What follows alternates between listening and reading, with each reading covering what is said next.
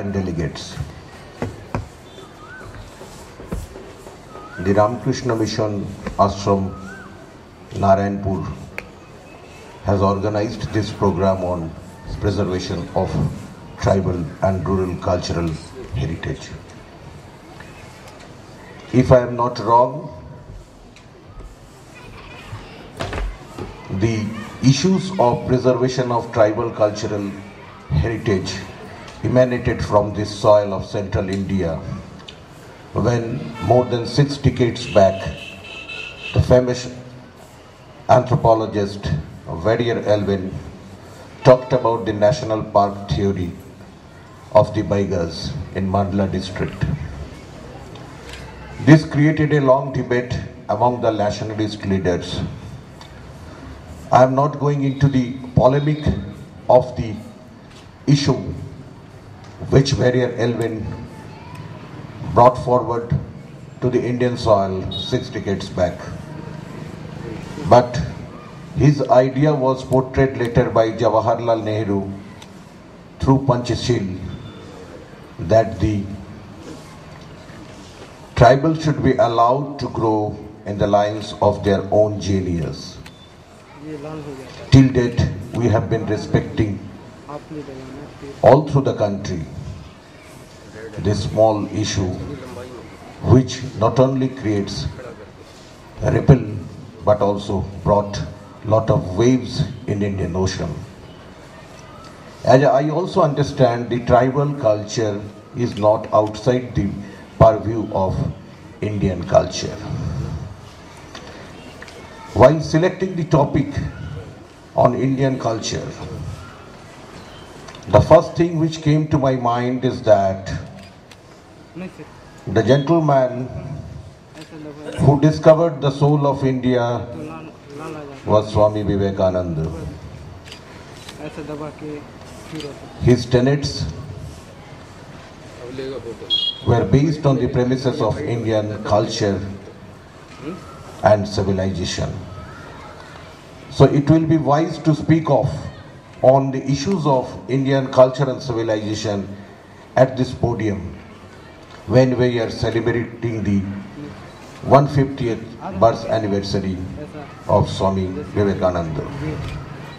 The third thing which I would like to draw your kind attention is that I do not know about any other book published from any part of the world which speaks of Indian culture and heritage and civilization other than the book Cultural Heritage of India, brought out by the Ramakrishna Mission Ashram, Kolkata, along with another book, The Spiritual Heritage of India. So with these 3 commitments, I would start my paper, which I would like to read it out. The topic of the paper is the social matrix of Indian civilization.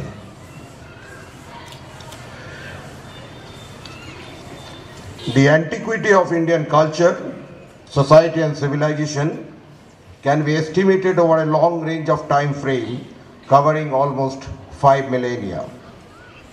During this entire phase of its social evolution, it has witnessed several waves of immigration that represent a varied ethnic strains, linguistic families, and cultural heterogeneity. All these en masse have merged into its geography, history, and civilizational pool to contribute to its diversity, richness, and vitality. While looking at the demographic profile of the country, one can find peaceful coexistence of population strength belonging to different strata of social evolution. They are hunters and gatherers, practicing subsistence economy, shifting terrace and Sweden cultivators with paleotechnic means, nomads and pastorals, settled agriculturists, artisans with expertise in bamboo, wood, cane and metal craftsmanship, and marginal laborers engaged in different types of labor force. All this population strained subscribe to all major religions as well as to the little traditional beliefs. This apart, there is also peaceful coexistence of all religious faiths like animism, Hinduism, Buddhism, Jainism, Christianity, Islam, Sikhism, Judaism, Zoroastrianism, and the Baha'i faith. In addition, there are several cults and sects, all of which contribute to religious pluralism in India. The Indian population comprises the autochthons and the later immigrants. Half a century ago, eminent anthropologist Biroja Shankar Guha identified 6 major racial elements in the population of India, namely the Negrito, Proto-Australoid, Mongoloid, Mediterranean, Western Brachycephals, and the Nordic. The first 3, the Negrito, Proto-Australoid, and the Mongoloid, are the older inhabitants of this country. Today, the Negrito racial strain is confined to small pockets represented by the Kadar, Irula, and the Paniyan in Kerala, and the Onge, Jalawa, Great Andamanese, and the Sentinelese in the Andaman Islands. The Proto-Australoid racial element is much pronounced in central India and parts of eastern India. Tribal groups in the Himalayan region and the northeast belong to Mongoloid racial stock, comprising both Paleo-Mongoloid and Tibeto-Mongoloid branches.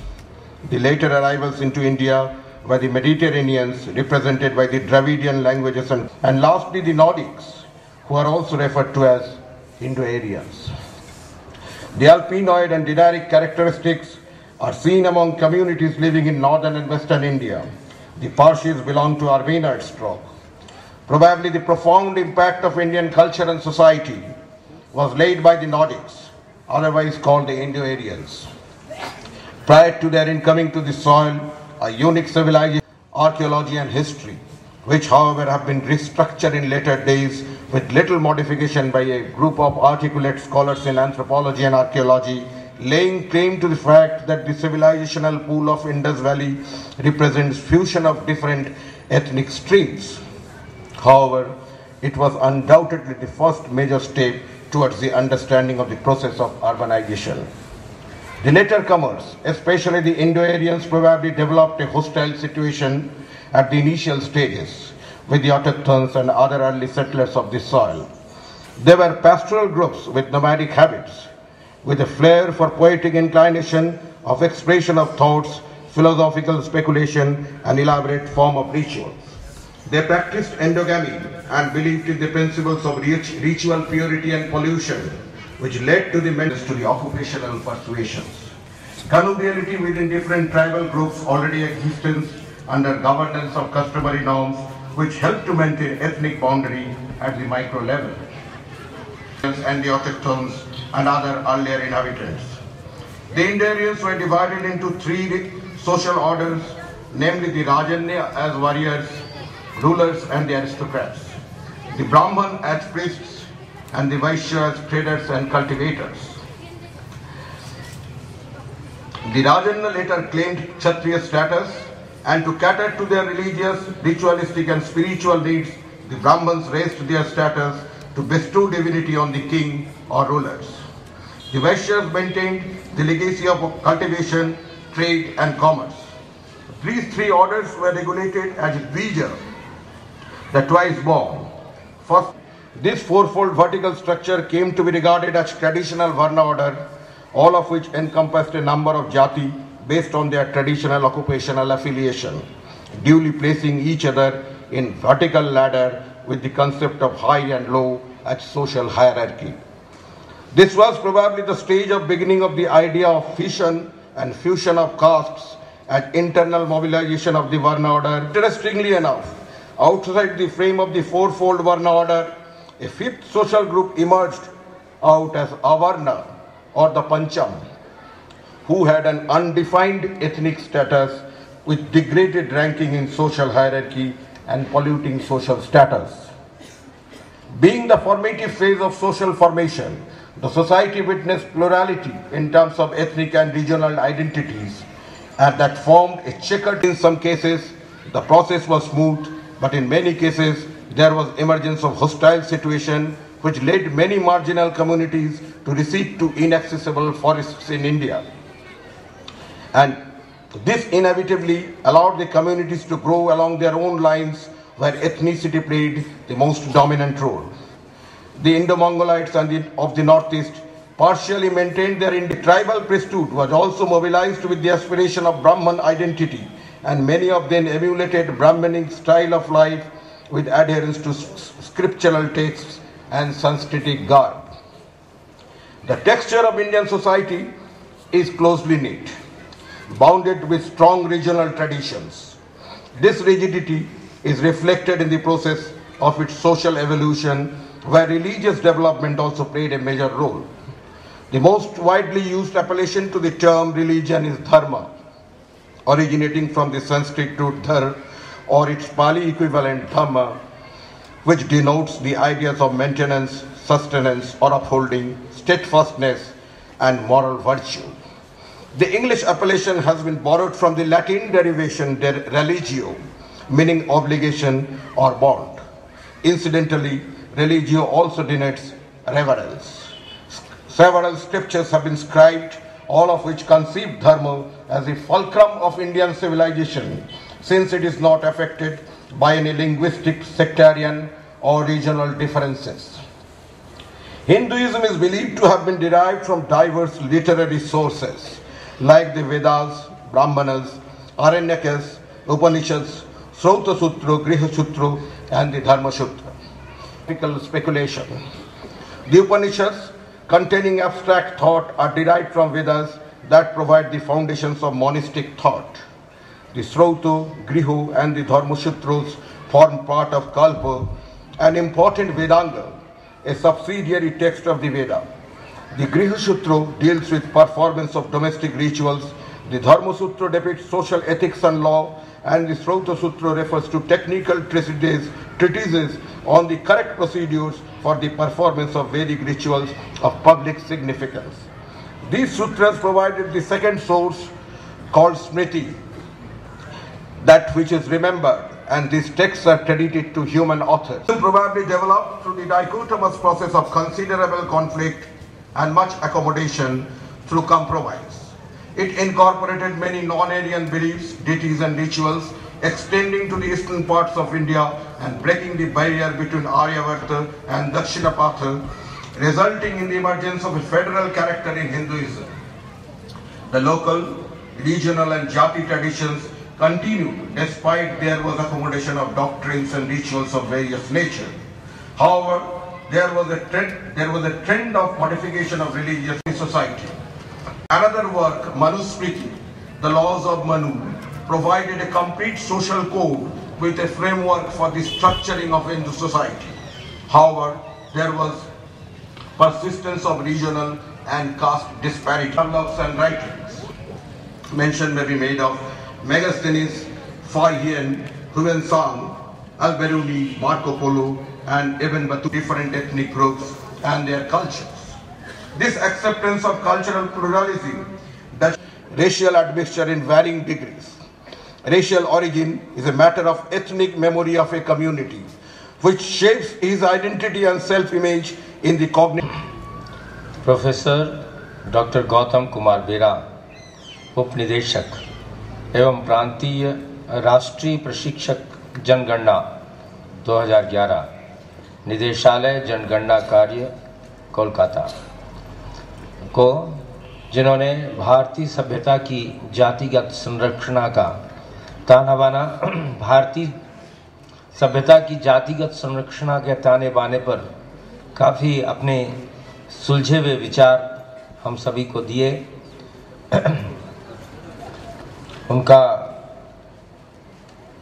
जो वक्तव्य था वह अंग्रेजी में था। हो सकता है कुछ लोग उसको बहुत अच्छी तरह ना समझ पाए हों, लेकिन उन्होंने जो बातें कहीं उनके उसमें सार है कि किस तरह हमारी भारतीय सभ्यता धीरे धीरे कई विभागों में बढ़ते हुए भी कैसे वह एक दिशा की ओर बढ़ रही है।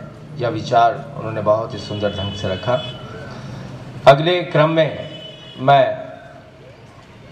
आमंत्रित करना चाहूँगा जो विभागाध्यक्ष हैं नेतृत्व शास्त्र विभाग स्थानीय अध्ययन और खोज विभाग पंडित रविशंकर शुक्ल विश्वविद्यालय की रायपुर से जो पधारी हैं प्रोफेसर डॉक्टर मीताश्री मित्रा को वे आए जी। हाँ, मानव विज्ञान की प्रधान है जो हमारे पंडित रविशंकर शुक्ल विश्वविद्यालय के, उन्हें मैं सादर आमंत्रित कर रहा हूँ। उनका विषय है आदिवासी स्वास्थ्य संस्कृति संरक्षण एवं संवर्धन। प्रोफेसर डॉक्टर मीताश्री मित्रा।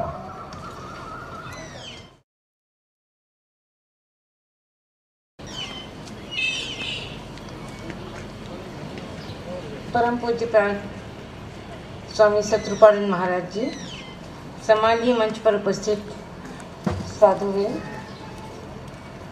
डॉक्टर गौतम बेरा, विभिन्न अंचलों से पधारे साधुवृंद, विभिन्न बंधुगण एवं माताएं एवं बहनों तथा प्रिय विद्यार्थियों जो सवेरे से अभी तक धैर्य के साथ हम सभी को सुन रहे हैं। स्वामी विवेकानंद जी की 150वीं जयंती के उपलक्ष्य में आयोजित रामकृष्ण मिशन नारायणपुर के द्वारा यह कार्यक्रम, जो कि आदिवासियों पर केंद्रित है, त्रिदिवसीय प्रांतीय आदिवासी सम्मेलन निरंतरता एवं परिवर्तन, आज के समसामयिक टॉपिक पर आधारित यह सेमिनार है, जिस पर आदिवासी बंधुओं के ऊपर विभिन्न पहलुओं पर चर्चा की जा रही है। सर्वप्रथम मैं हार्दिक कृतज्ञता ज्ञापित करना चाहूँगी आयोजकों को, जिन्होंने मुझे इस मंच से, इस सम्मानपूर्ण मंच पर खड़े होने का अवसर प्रदान किया। वैसे मेरा आलेख जो था वह पावर पॉइंट प्रेजेंटेशन था और संस्कृति के एक बिल्कुल अलग पृष्ठभूमि पर मैंने अपना यहाँ आलेख तैयार किया था और उसे चित्रों के माध्यम से और जो हम लोगों ने कुछ काम किया था उसके माध्यम से पावर पॉइंट प्रेजेंटेशन तैयार किया था, परंतु किन्हीं कारणों से पावर पॉइंट प्रेजेंटेशन यहाँ संभव नहीं हो पा रहा है। तो मैंने भी थोड़ा सा अपने आलेख को, चूँकि मैं लिख कर नहीं लाई हूँ, इसलिए थोड़ा सा परिवर्तन कर स्पॉट पर बोल रही हूँ। और पहली बार दुस्साहस कर रही हूँ कि स्वामी विवेकानंद के ऊपर कुछ अपने विचार रखूँ और उसके बाद अपने, अगर अध्यक्ष महोदय की अनुमति होगी तो, और उसके बाद जो है स्वास्थ्य संस्कृति की मैं चर्चा छेड़ूँ। मेरे विचार से स्वामी विवेकानंद जी भारत के संगम सेतु थे। वे वह महासिंधु थे जिसके महातरंग में धर्म और दर्शन, श्रद्धा और विश्वास, संस्कृति और सभ्यता, अनुराग और वैराग्य, सत्य, करुणा, भारतीय समाज के संक्रमित जड़ता को भंजित कर उसे अभ्युदय एवं निश्रेयस के निमित्त पुरुषार्थ करने का अग्निमंत्र हमें दिया। भारतीय जन के सुप्त चैतन्य को जगाकर उन्होंने नवयुग के मंगल प्रभात में भारत माता की अर्चना और आराधना के भक्ति गीत गाने के लिए राष्ट्र की आत्मा को जगाया, उसे झिंझोड़ा, उसे जागृत किया। इस पुण्य भूमि देव के हृदय प्राण मन की मनीषा की सुघड़ता और दिव्यता बहिर्सौंदर्य से भी बहुत अधिक है, इसी से हम सभी जानते हैं। एवं युग युगांतरों से अप्रतिहत प्रवमान भारत का जो एक आंतरिक सौंदर्य एवं गौरव, उसकी शक्तिमान प्राणधारा, उसकी आध्यात्मिक चेतना को स्वामी जी ने अपने तेजस्वी विचारों से अनुप्राणित कर उसे नव प्रकाश से भर दिया, ऐसी मेरी मान्यता है।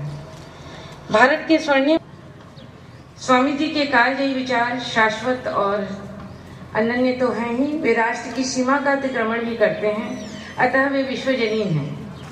उनके कार्य और विचार कल जितने मूल्यवान थे, आज भी उतने ही मूल्यवान और संदर्भी हैं, तथा भविष्य की पीढ़ियों उनसे प्रेरणा लेकर अंधेरे के खिलाफ प्रकाश की लड़ाई निरंतर जारी रख सकती हैं। इन्हीं विचारों को लेकर सभी लोग, चाहे वे संत और दार्शनिक हों, साहित्यकार या विद्वान हों, तथा वर्गीय चेतना का नेतृत्व करने वाले लोग, वे सभी स्वामी जी के अमृत उपदेशों से लाभान्वित होते रहेंगे, ऐसा मेरा विश्वास है।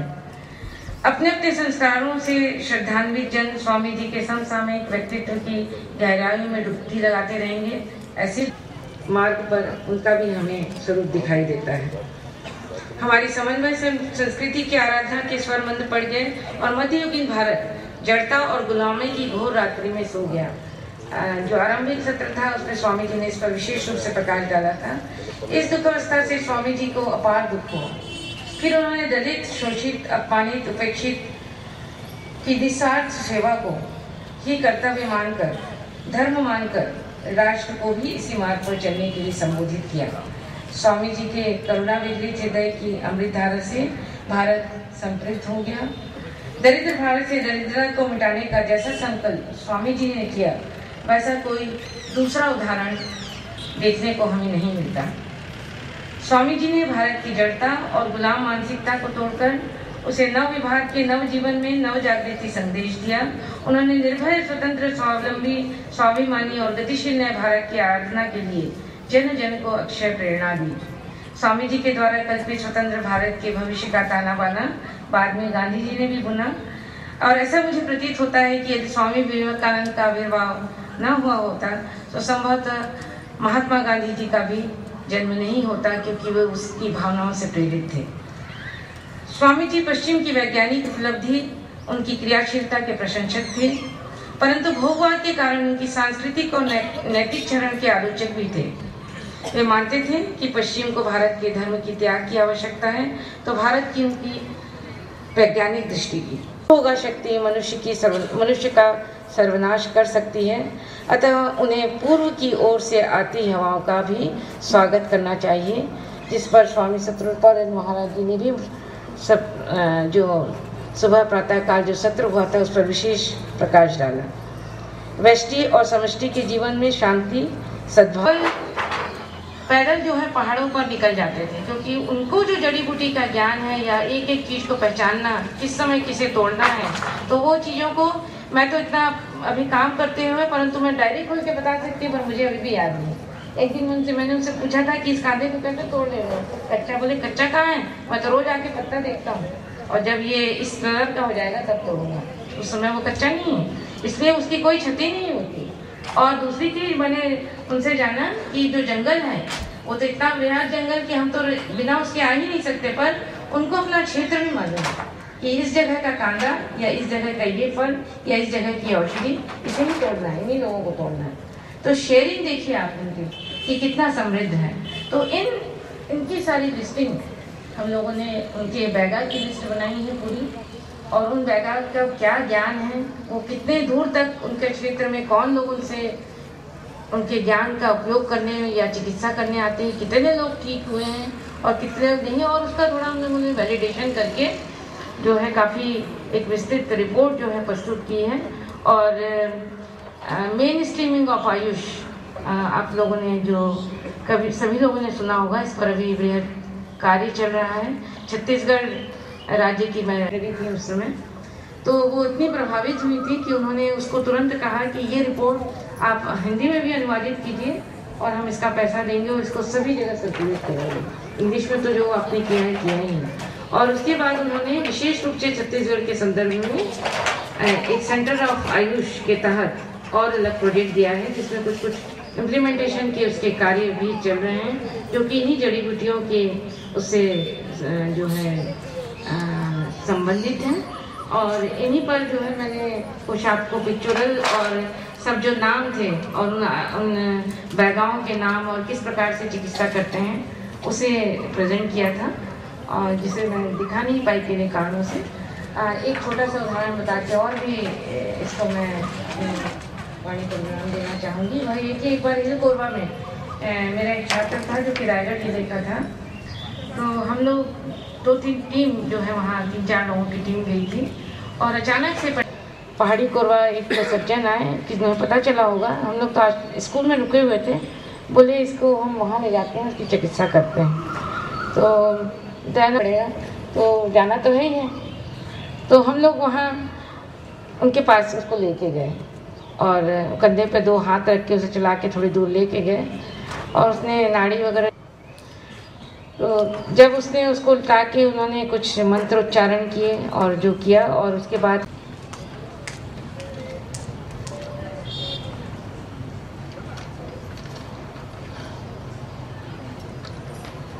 धन्यवाद प्रोफेसर डॉक्टर मिताश्री मित्रा जी। आपने जो बहुत सारी जानकारियाँ आदिवासी समाज में जो स्वास्थ्य संस्कृति के संरक्षण के संबंध में दिया है, उसके लिए हम आपका आभार व्यक्त करते हैं। और अब बारी है अध्यक्षीय उद्बोधन की। मैं पूज्यपाद स्वामी सत्यरूपानंद जी महाराज जो सचिव हैं रामकृष्ण मिशन विवेकानंद आश्रम रायपुर के, उन्हें ससम्मान और श्रद्धा के साथ यहाँ आमंत्रित करना चाहता हूँ कि वे आएँ और अपना अध्यक्षीय उद्बोधन इस विषय पर देने की कृपा करें। श्रद्धेय सन्यासी वृंद, मंचस्थ डॉक्टर बेरा और बहन मिताश्री एवं उपस्थित डेलीगेट्स या प्रतिनिधिगण, अभी हम लोगों ने दो अत्यंत महत्वपूर्ण व्याख्यान सुने। डॉक्टर बेरा का अद्भुत व्याख्यान था, यद्यपि वो अंग्रेज़ी भाषा में था इसलिए हम सब लोग शायद इसको पकड़ न पाए हों, पर उन्होंने क्रमवार अत्यंत दक्षता से गत 5000 वर्षों का रिलीजियो एंथ्रोपोलॉजिकल सर्वे, हिंदी में कहूँ तो धर्म आधारित नृतत्व शास्त्र या मानव शास्त्र के आधार पर प्रारंभ से लेकर आज तक भारतीय धर्म की जो स्थिति है और समाज पर उसका जो प्रभाव हुआ, उसके विषय में अधिकृत रूप से जो उन्होंने चर्चा की, वो सचमुच हम लोगों के लिए अत्यंत प्रेरक और विचारणीय है। भारतीय धर्म की या ऐसा कहूँ हिंदू धर्म की संपूर्ण व्याख्या हम समझ पाएंगे, और उस हिंदू धर्म ने जो 5000 वर्ष पूर्व जो प्रारंभ हुआ, यद्यपि हम उसके पहले भी मानते हैं, मोहनजोदाड़ो की सभ्यता के पहले भी यहाँ सभ्यताएं थीं और उत्तर और दक्षिण का भाग था, और सबसे बड़ी नैतिकता है जो हमारे सबसे निकट मनुष्य है घर परिवार का, उसको सुखी बनाने का प्रयत्न करें। यही मैं आप लोगों से निवेदन करना चाहता था। आपने कृपापूर्वक मेरी बात सुनी, इसलिए आप सबका मैं आभारी हूँ। और भगवान कहते हैं हृद्देशे सर्वभूतानां ईश्वरः तिष्ठति अर्जुन, इसलिए सब बहनों, माताओं और सभी बंधुओं, आप सबके चरणों में मैं श्रद्धापूर्वक प्रणाम करके अपनी बात समाप्त करता हूँ। धन्यवाद।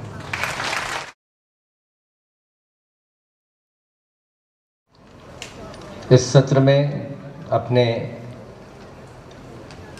सारगर्भित व्याख्यान के द्वारा हमें भारतीय सभ्यता की जातिगत संरचना इस विषय पर जो सारगर्भित भाषण दिया प्रोफेसर डॉक्टर गौतम कुमार बेरा जी ने, उनके लिए हम उन्हें आभार व्यक्त करते हैं। उन्होंने भारतीय समाज के और धर्म और सभ्यता के विभिन्न तानेबानों को बहुत सुंदर ढंग से हमारे सामने रखा था। और यह वास्तव में ऐसी चर्चाएं एक लेवल जिसको हम बोलते हैं एक मानसिक स्तर हो जाने के बाद ही हम इसको समझ सकते हैं। इसलिए मैं मानता हूँ कि जो यहाँ उपस्थित हैं वो उनका मानसिक स्तर कुछ इन बातों को समझने लायक है और वे समझ रहे हैं। उनके प्रति भी मैं धन्यवाद ज्ञापन करता हूँ और ठाकुर माँ स्वामी जी के चरणों में प्रणाम निवेदित करते हुए अपनी वाणी को यहीं विराम देता हूँ। आप सभी का पुनः धन्यवाद।